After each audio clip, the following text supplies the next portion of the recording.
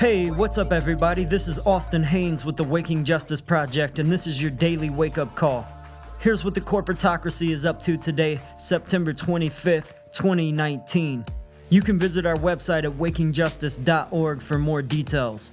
Here are the headlines.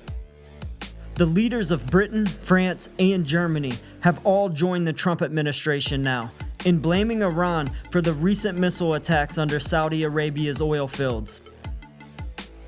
Last week, we reported on the oil-filled bombings and pointed out a curious coincidence. The week before the bombings took place, finance experts were saying that the Saudi strength in the global marketplace was weakening. It's due to the current oil glut, where the global oil supply far exceeds global demand, and oil prices are plummeting. Ironically, after the bombings, the oil glut was erased, and the oil prices are now quickly recovering. That's a 2-for-1 big win for the US-led corporatocracy, because the strength of the US dollar is based on the Petro-dollar system, and the more oil that Saudis sell in US dollars, the more profit for big banks. Plus, the corporatocracy gets an excuse to escalate war with Iran, which has refused the Petro-dollar system. As Mint Press News reports, U.S. warmongering with both Iran and Venezuela is all about their refusal to be forced into the petrodollar system by the big banks. In the first half of this year, the Trump administration was claiming that Venezuelan President Nicolas Maduro had committed election fraud in his re-election. Independent journalists like Max Blumenthal believe that Trump's team was just making the accusation to try and destabilize the Maduro administration. They wanted to gain access to Venezuela's oil-rich reserves, the largest in the world. The leaders of Britain, France, and Germany all openly supported Trump's rhetoric against Maduro. But after months of failed attempts to escalate the situation, Trump's team turned their sights on Iran. Since May, Trump's team has been escalating various claims against Iran, first claiming that Iran sabotaged 4 oil tankers, which Iran denied. Then in June, the US military flew a drone near Iranian airspace, and the Iranian military shot it down with a surface-to-air missile. In July, the US Navy claimed to have shot down an Iranian drone flying too close to its ships. But Iran denied the loss of a drone, suggesting that the US Navy must have shot down its own drone by mistake.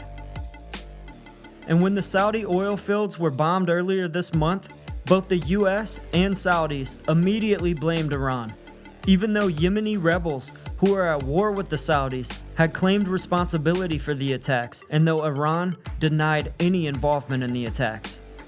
As tensions continue to escalate now, with France, Germany, and the UK supporting Trump's posturing against Iran, Russia, and China announced plans for a joint naval exercise in the region.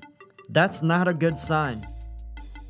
Independent media group The Journal of Atomic Scientists warns that Trump's team is likely planning to use tactical nuclear weapons if they succeed in provoking a military confrontation with Iran.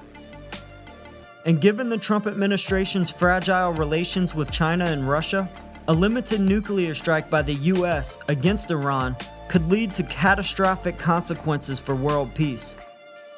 Princeton University has developed a computer simulation that shows how a nuclear war might escalate if Russia was drawn into such a conflict. The simulation predicts that over 90 million people would be killed or injured within just a few hours of conflict. As mentioned at the top of the show, all this warmongering against Iran has followed failed attempts at warmongering with Venezuela. And as indie journos Mint Press News, Lee Camp, and others have reported, all that warmongering is about forcing those countries back to the petrodollar system to profit the big banks. What's left unsaid, as indie news outlet Jacobin Magazine reports, is that the Trump administration has imposed crippling economic sanctions on both Iran and Venezuela, preventing their ability to import food and medicines, and creating widespread human misery among civilian populations in those countries. Thousands of innocent civilians in Iran and tens of thousands in Venezuela have already died as a result of these sanctions. When our leaders make such claims as Secretary of State Pompeo has, that, quote, Iran must listen to us if they want their people to eat, what he's effectively saying is that we will slowly kill your women and children until you give us what we want. How is this not evil, or at the very least, war crimes? It's barbaric, and all to further enrich and empower the wealthy elites of this corporatocracy. And these are the same wealthy elites we've been hearing about all week who are driving our planet to the brink of climate catastrophe. The same elites who maintain America's disease-for-profit food system to profit our own suffering and death. The same elites who have manufactured a fake war, the war on drugs, to fill their for-profit prisons. And the same elites who have transformed America's representative democracy into a corporate plutocracy. It's all connected. As Pulitzer Prize-winning journalist and author Chris Hedges wrote earlier this week, the ruling elites and the corporations they serve are the principal obstacles to change. They cannot be reformed, and this means revolution. Power has to be transferred into our hands, and since the elites won't give up power willingly, we will have to take it through nonviolent action. As we have said, the only real power we have in this corporate plutocracy is mass organized boycott. If you want to learn how all of us in the work of global justice can join together in strategic boycott and force this corporatocracy to the people's bargaining table to end all of this oppression, warmongering, and corruption, and to save our planet, please visit our website at wakingjustice.org. Check out our About page and listen to our first podcast. We're running out of time. Join us. Peace. You must be involved in the struggle for freedom and justice. If it's about love,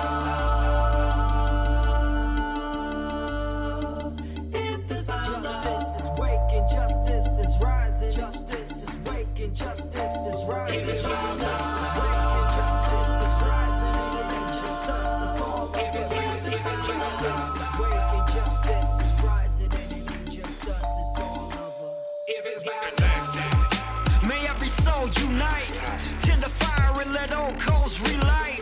I'm a citizen of the world and we fight for the rights of everybody to live a truly free life. Red or yellow, black or white, left or right, gay or straight, human or animal, all life. Cause what matters is what is in common. If you know it, stand tall and keep dropping the knowledge. Justice is waking, justice is rising, and it ain't just us, it's all of us. If it's about love.